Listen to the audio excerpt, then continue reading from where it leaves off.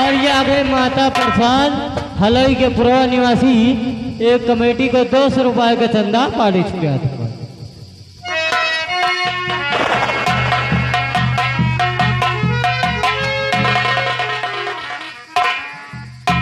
क्या ये नौजवान और रास्ते में पड़ा है, कहीं इसका एक्सीडेंट तो नहीं हुआ या किसी पापी ने खून कर दिया हो। मैं इसे देखती हूँ।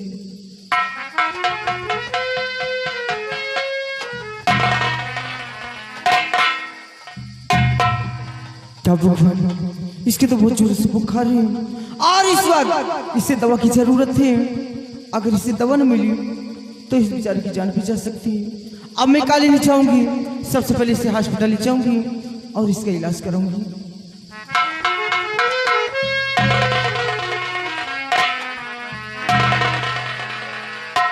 क्या भगवान, ये नौजवान तो इतना उछल है कि मैं इसे उठा भी नहीं पा रही हूँ। हे भगवान, कोई ऐसा लेगी का फरिश्ता भेज दे ताकि इस बेचारे की मदद कर सके। और इस वक्त मैं इसकी कोई मदद नहीं कर सकती हूँ। मैं कॉलेज की चलती हूँ।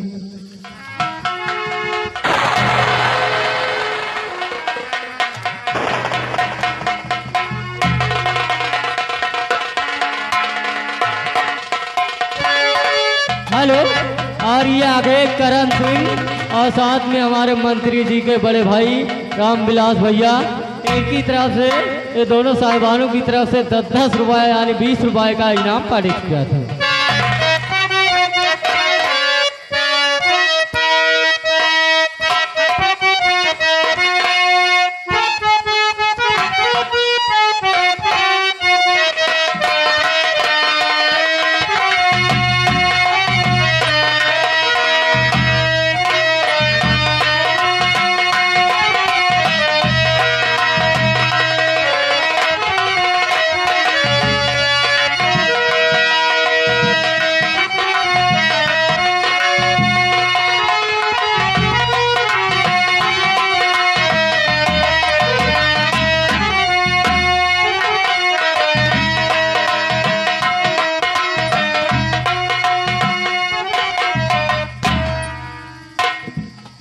सिपाही, जैसा कि तुम जानते हो कि मैं इस दीनापुर गांव का जमींदार जसवंत सिंह हूँ।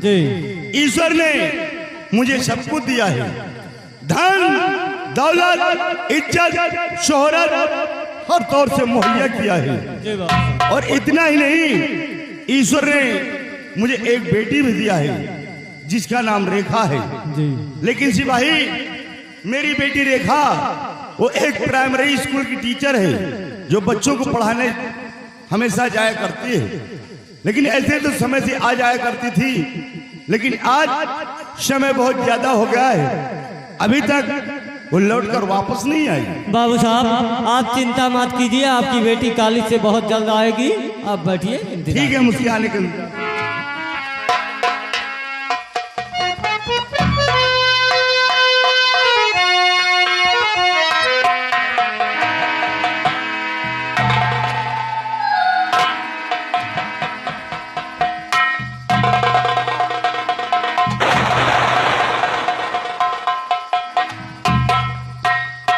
अरे बेटी रेखा, ये लड़का कौन है जो उठाकर तू अपनी हवेली लेकर आई है?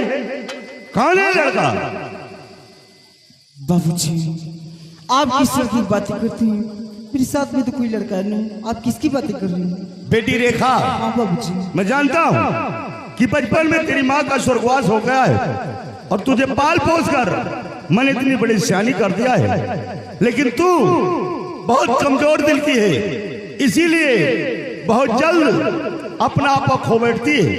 अरे अभी अभी अपने साथ में इस लड़के को लेकर आई है और करीब पिताजी कुछ नहीं जानती। कौन है लड़का? बाबूजी, आप इस तरह की बातें करती हैं? हाँ बेटी। बाबूजी, जब मैं कॉलेज जा रही थी तो ये नौजवान रास्ते में पड़ा था। क्या रास्ते में पड़ा था? हाँ बाबूजी, और जब मैंने इसे देखी तो इसकी बहुत जोर से बुखार था और जब मैं इसे उठाना चाहिए तो नौजवान इतना वजन था कि मैं तो इसे उठा भी नहीं पाई और उसे छोड़ के अपने कॉलेज में चली गई। ये नहीं जाने कैसे, मुझे कुछ नहीं मालूम। बेटे रेखा, हाँ बाबूजी। खैर कोई बात नहीं, कोई भी लाया हो, लेकिन इस बच्चे के साथ तूने बहुत बड़ा उपकार किया बेटी।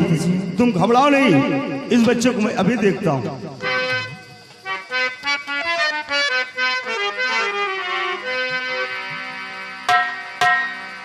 अरे हाँ बेटी, इस बच्चे को तो बहुत तेज बुखार है और इसीलिए मुझे लगता है इसे कुछ भी होश नहीं है। और ये बेटी कहीं गम कमारा हुआ है।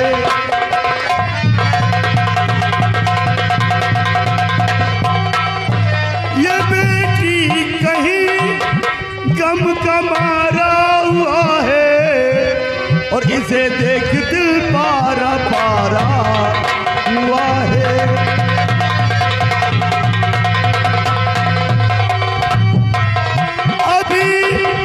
मैं बुलाऊं किसी डॉक्टर को और हो जाएगा ठीक, दिल कह रहा है।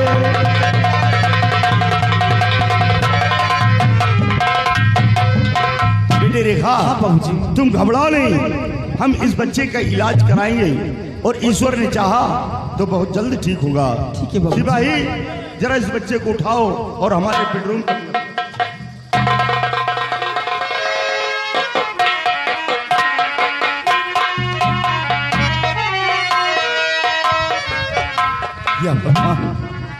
ये बच्चा तो देखने में बहुत होनहार दिखाई पड़ता है। जी बाबू साहब। सिपाही, जी। हो न हो ये बच्चा किसी संपन्न घराने से ताल्लुकात रखता होगा। क्यों नहीं बाबू साहब, लेकिन कोई बात नहीं, अब हम इस बच्चे का इलाज कराएंगे और जब इसे होश आएगा तो मैं इसे जानकारी करूंगा कि ये बच्चा कहाँ का रहने वाला है। बहुत अच्छी आओ बात। हम चलते हैं डॉक्टर।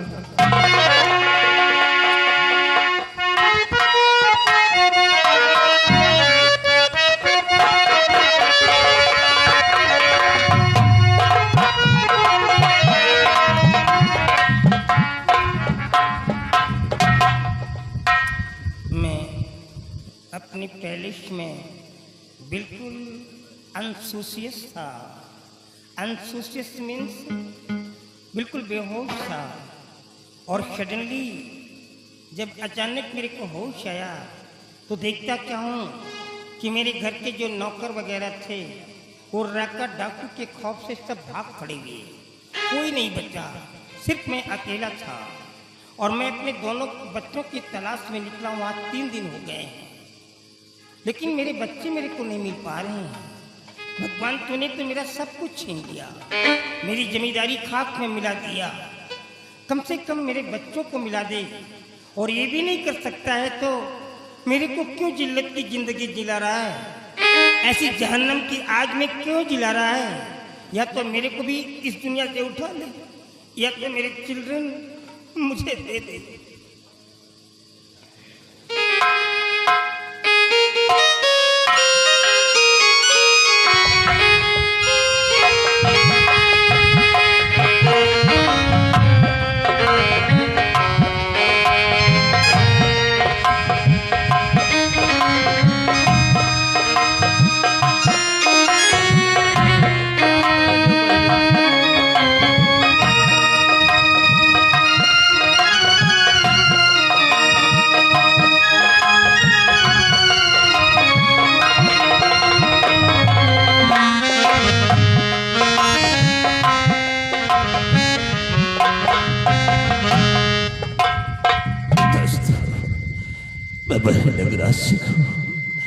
जो आज मैं इस हालात में आ गया हूँ, मैंने कभी भी अपने पिताजी की बात को नहीं माना।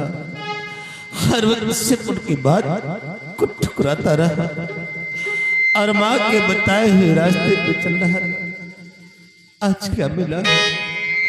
अपाहिज की जिंदगी जीने के लिए काश मैं अपने पिता को पिता समझता, भाई को भाई समझता, तो क्या आज ये दिन देखने को मिलते। राका ने मेरी हाथ काट कर फेंक दी। मेरी माँ को दुनिया से उठा दिया, न मालूम मेरे पिताजी को छोड़ा या उन्हें भी मार दिया। माँ देख, तू तो दुनिया से चली गई, आज मेरी क्या हालत हो गई है। कहाँ है माँ? मुझे भी अपने पास बुला ले, मैं ऐसी जिंदगी जीना नहीं चाहता, मुझे भी ले चल। आज 3 दिन हो गए, किसी ने एक टुकड़ा रोटी तक मुझे नहीं दिया। लोग देखते हैं तो मुझसे मुंह मोड़ लेते हैं। कहाँ जाऊं? कौन है मेरा संसार में सहारा देने वाला? चलो किसी बस्ती की तरफ किसी से फरियाद करूं, शायद किसी पे रहम आ जाए और एक टुकड़ा रोटी मुझे दे दे।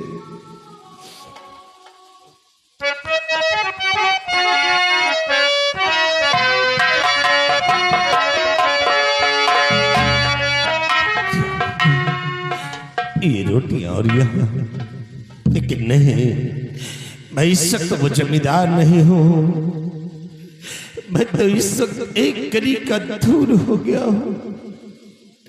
अब किसी तरह इसे मैं अपना निवाला बनाऊंगा।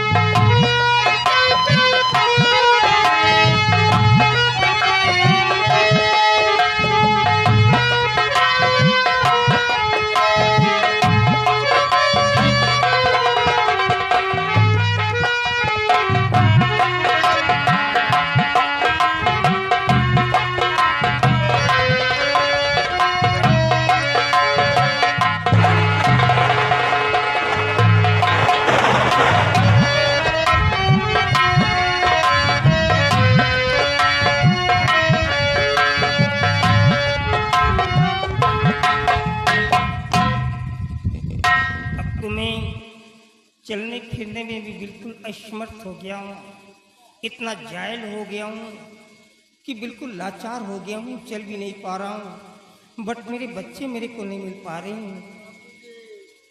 कौन ये बेचारा गर्दिश का मारा कचरे में पड़ा हुआ है? कौन है बच्चा तू? आवाज तो पहचानी सी लग रही है, कौन?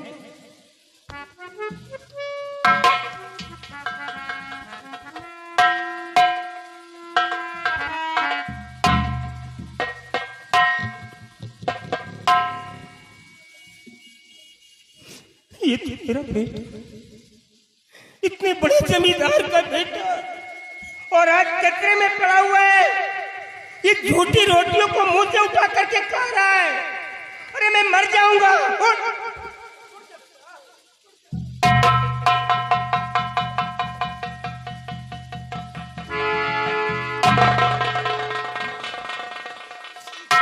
मर जाऊंगा बच्चा, मैं मर जाऊंगा। जिस बच्चे को मखमल के बिस्तर पे नींद न आए, आज वही हमारा बेटा कचरे में पड़ा और झूठी रोटियों को मुंह से उठा करके खा रहा है। अरे घर क्यों नहीं आया? तेरे को घर आना चाहिए था ना। बाबूजी आप आ गई हैं। हाँ बेटा, देखिए क्या हालत मेरी हो गई है बाबूजी। आज 3 दिन हो गए, किसी ने एक टुकड़ा रोटी तक मुझे नहीं दिया। आप तो मेरे पिता हैं, कम से कम आप तो मुझ पर तरस करो और अपने हाथों से एक टुकड़ा रोटी मुझे खिला दो।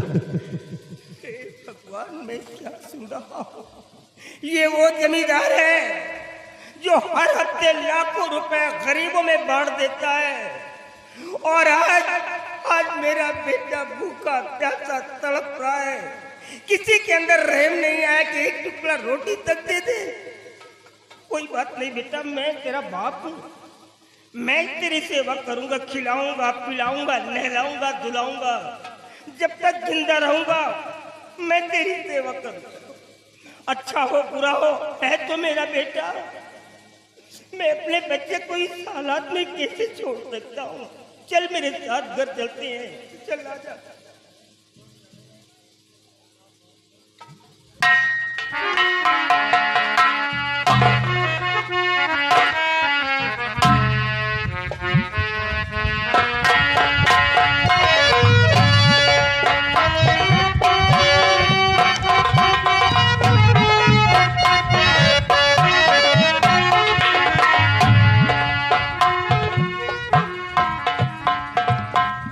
सिपाही जी बाबू साहब। मेरी बेटी रेखा को बुला कर लाओ। ठीक है बाबू।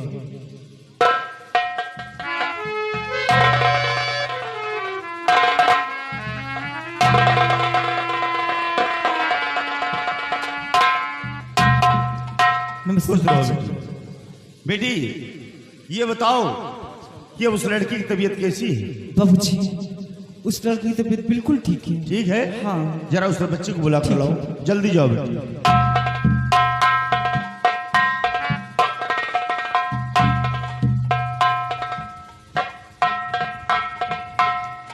खुश रहो बेटा।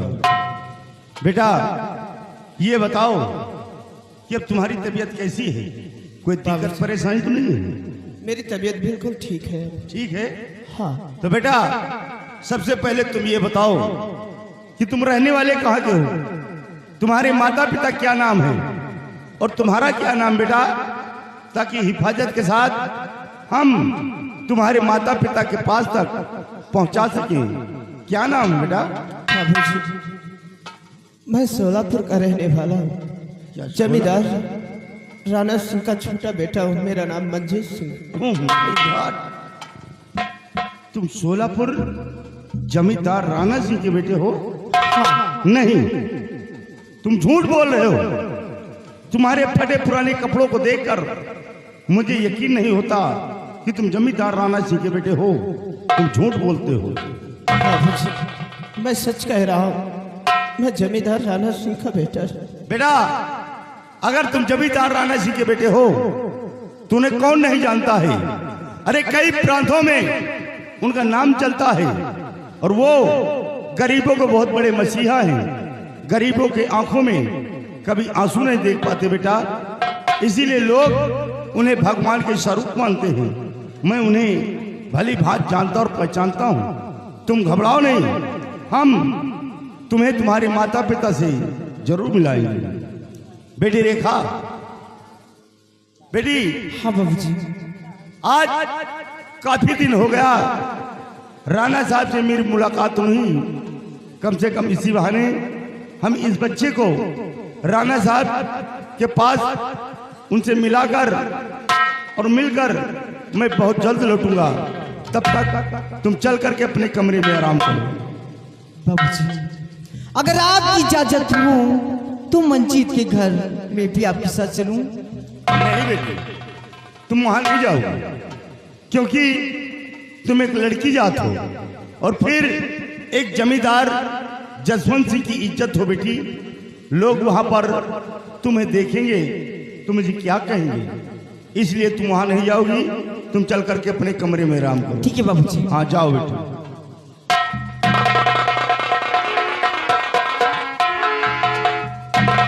कौन रोकेगा मुझे? कौन रोकेगा मुझे? किसमें वो ताकत है, किसमें वो हिम्मत है? मंजीत के घर जाने से मुझे कौन रोकेगा? मंजीत के घर मैं जाऊंगी, मैं जाऊंगी, मैं जाऊंगी। या भगवान, आज मेरी बेटी को क्या हो गया? इसकी आवाज कैसे बदल गई? इतनी भयानक और बुलंद आवाज तो मैं जिंदगी में पहली बार सुन रहा हूं। और इसकी आवाज को सुनकर ना जाने क्यों मुझे डर लगने लगा है। बेटी रेखा, तू चलना चाहती है? अरे तुझमें नाराज होने की क्या बात है? जब तेरी इच्छा है तो चल, तू भी मेरे साथ। हम इन्हें इनके माता पिता के पास छोड़ कर आते हैं।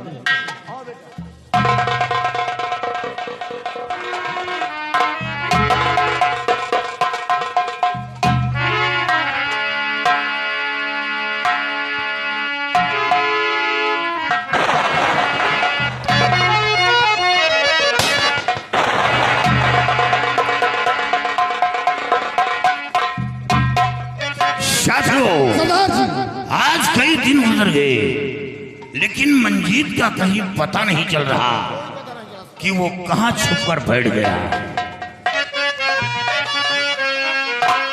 और उठा हाथ बंदूक लो मेरे वीर जवान, पता करो मंजीत का सोलापुर दरमियान।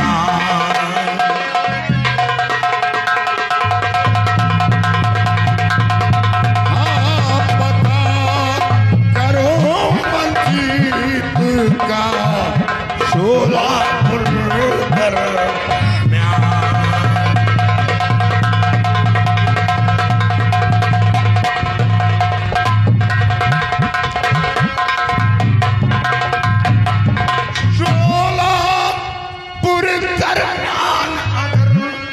मंजीत नजर आता है तो समझो राका डाकू से भाई खौफ नहीं खाता है।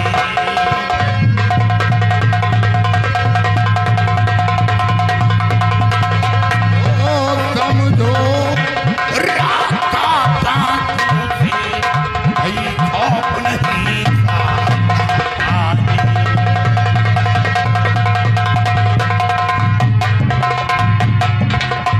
मेरी नजर से बच जाए वो शत्रु न दिखलाता है। और जिसको दिल से ठान लिया वो बसर न बच पाता है।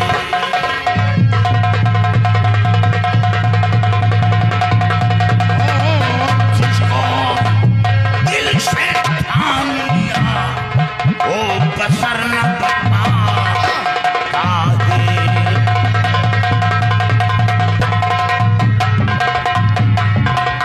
ना तेरी जरा लगाऊं चल कर शीश उतारू, राना के महल में जाऊं, बिना लिए बदला पहना था चैन न दिल को पाऊं। शादी हो जब तक मंजीत मारा नहीं जाता मेरे दिल को चैन नहीं। और हमें सिर्फ राना को बर्बाद करना है, राना की खुशी को छीनना है। आज ही तैयारी बनाओ और राना की हवेली को चारों तरफ से घेर लो। हवेली के चारों तरफ बारूद का जाल बिछा दो। कोई शर उठाता है मार दो गोली। तैयारी बनाओ। चलिए जय मां। आओ मेरे।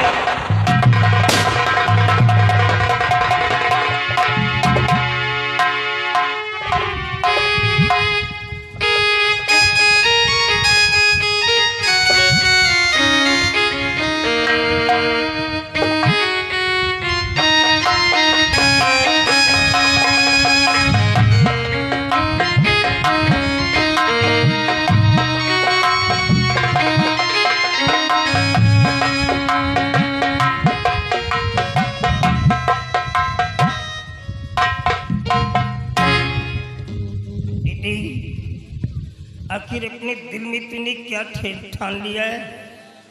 ये भोजन की थाली कंटिन्यू रियली तेरे पास लेके आता हूँ, तू खाने से रिफ्यूज कर रहा है बेटी। आखिर जीने के लिए कुछ न कुछ तो खाना ही पड़ेगा ना। तेरे गम में तेरा बूढ़ा बाप को मर रहा है। जब एक जवान बेटा कुछ खाएगा पिएगा नहीं तो कौन पिता है वो जो बच्चे को छोड़ करके खा सकता है। अब तो सांसों से मेरी जान जा रही, तेरा भार भी नहीं उठा पा रहा हूँ। अपने ऊपर नहीं कम से कम अपने बाप के ऊपर तो रहम कर। थोड़ा सा खा ले, तेरे पीछे मैं भी थोड़ा सा खा लूं बच्चा। लगता है मैं खुद मर जाऊंगा। अगर मुझे कुछ हो गया तो तेरी हेल्प करने वाला कौन है? ये ले थोड़ा सा खा ले। नहीं बाबूजी, मैं अब नहीं खाऊंगा क्योंकि इस अपाहिज की जिंदगी से मैं ऊब गया हूं बाबूजी।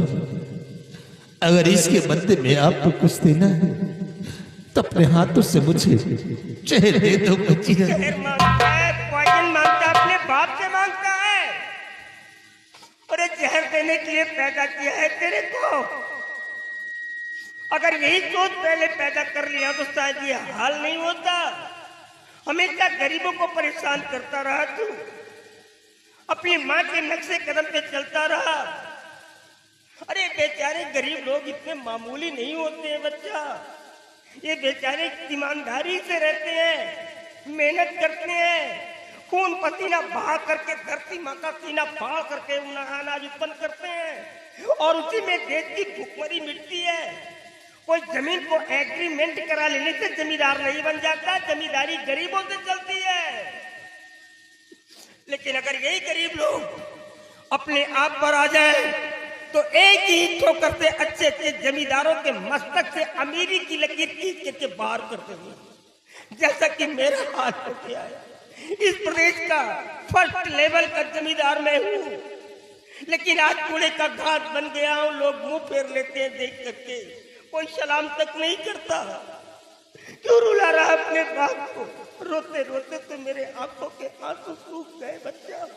जो कुछ हुआ भूल जा, थोड़ा सा खा ले, मैं भी तेरे पीछे खा लूं बेटुआ। अब नहीं सहा जा रहा, सांसों से जान जा रही। पापा मुझे बड़ी आसानी से कह दिया कि जो कुछ हुआ मैं भूल जाऊं। अरे देखिए कैसी जिंदगी में जी रहा हूं और आप कहते हैं मैं भूल जाऊं। अब सिर्फ आखिरी बार आप सिर्फ के मेरे भाई से आप मुझे मिला दो। मैं अपने भाई से मिलना चाहता हूँ। कहाँ जाऊँ? तू बता मैं कहाँ जाऊँ? अब तो मैं चल भी नहीं पाता हूँ। कहाँ मर जाऊँ जाकर करके? कुएं तालाब में कूद करके मर जाऊँ? हर बात के लिए जिद करने लगता है। ठाकुर साहब, जय गोपाल। जय गोपाल, जय संत हो। हाँ, और ये आपका बेटा मंजीत सिंह। वाह बेटा वाह। पिताजी का जमाना था, उम्र के 26 बरस इंग्लैंड भेज करके मेरे को पढ़ाया, और जब शादी की बात हुई तो मैं बहुत खुश हुआ। अपने क्लास के बच्चों से बताता रहा कि मेरी शादी होने वाली है, मैं सबको इनवाइट करूंगा। और जब औरत आई तो नालायक निकल गई। मैंने सोचा कि बच्चे होंगे थोड़ा सा सुकून मिलेगा, और जब बच्चे पैदा हुए तो दोनों के दोनों सांप पैदा हुए। कोई किसी से कम नहीं निकला। अरे नालायक, ये तो अनपढ़ था, मान लेता हूँ कि इसने मिस्टेक कर दिया, इतने गलती कर दिया, लेकिन तू तो पढ़ा लिखा था रे। तूने जरा भी नहीं सोचा कि मेरे जाने के बाद मेरे फादर का क्या होगा, और रात के समय मेरे को सोते हुए छोड़ करके चला गया। अरे कैसी औलाद हो तुम लोग, लानत है जो मैं जिंदा तुम लोगों की शक्ल देख रहा हूँ। मर क्यों नहीं गया? जाओ बेटा, जाओ अपने पिताजी की सीने से लो, जाओ।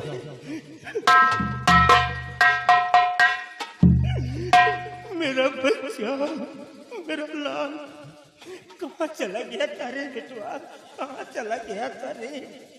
देख, तेरे जाने के बाद क्या हुआ मालूम है? राका डाकू पूरी गैंग को लेकर के मेरे पैलेस में आ गया। तेरी माँ को मार डाला बेटुआ, मेरे सामने शूट कर दिया। देख तेरे भाई की क्या हालत कर दिया है।